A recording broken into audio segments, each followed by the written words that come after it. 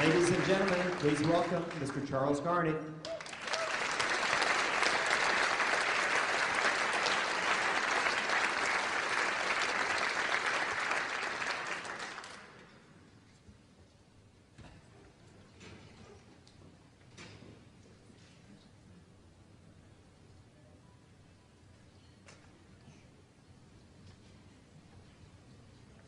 I just explained to Stacy that she shouldn't show me up when she's introducing me, so. Well, anyway, I really sincerely appreciate this honor. I'm very flattered to be included with Gordon Beam and Paul Bartlett. They're just wonderful long-term friends and great people that I've always admired. So, Gordon, appreciate you. I want to thank Mike Heitman, who's here tonight. The only thing I've got to say about Garney Companies right now is they showed me up too, just like Stacy here. I was doing, I thought, a pretty good job running the company, and I turned it over to the employees, and all of a sudden, wow, they get a lot better. So I don't know what that says about me, but anyway, I'm proud of them, and thanks for those kind words, Mike. I'd like to thank the Junior Achievement Selection Committee for this honor. There are thousands of people all over the place that are in service to the community all the time that deserve this honor as much more than I do. So I'll accept this honor in their name. The selection committee may not have known that I was involved in junior achievement like Gordon was, and I think Paul was too, a long time ago. In those days, I think they still do, they had mentors who would go into high school classrooms and speak to the young people. And this was, my classroom that I spoke to was in North Kansas City High School. And I was very fortunate that the teacher in the classroom that I spoke in was Bill Cross, my grade school friend. Went all through grade school with him. He was Dr. Bill Cross, and we had a great time together. It was great fun, almost all the time. There was a notable exception. I was sent up to Clay Como to speak to a junior high school group.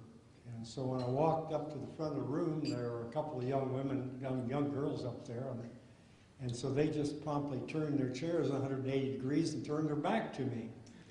So I'm about 3 feet away from them. I'm feeling a little discomfited by looking at these young ladies' backs. So anyway, I proceeded to stutter and stammer for a while until finally I said something funny, and everybody laughed, so they turned around to see what was going on, and there I was. So.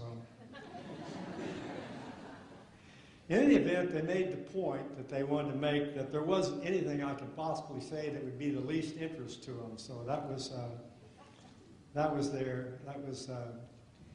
1 hour class felt like 2 or 3 hours about that point. But in the end, it was a victory because at the end of the class, these two young girls were avidly discussing how to make money and how to become wealthy.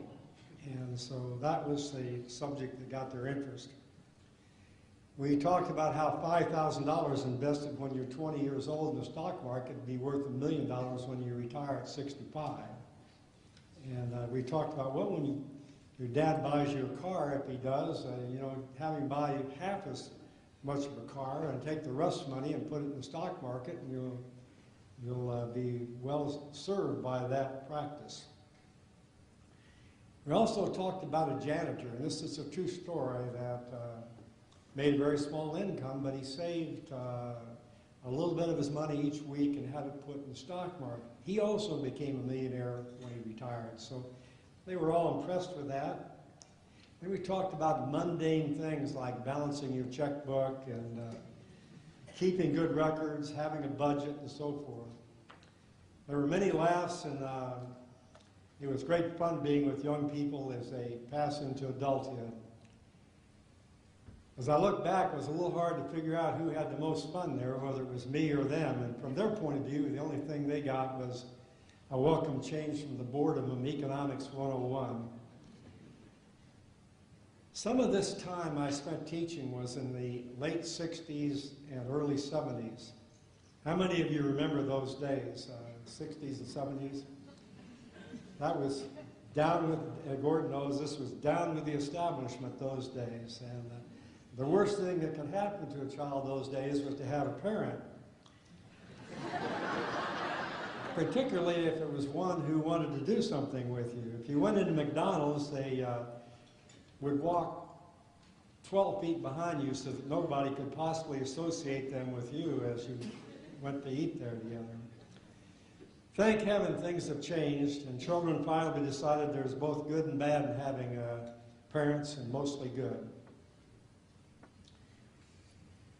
This new idea that maybe the establishment wasn't so bad actually started happening in the 80s, and they called that the synergy generation.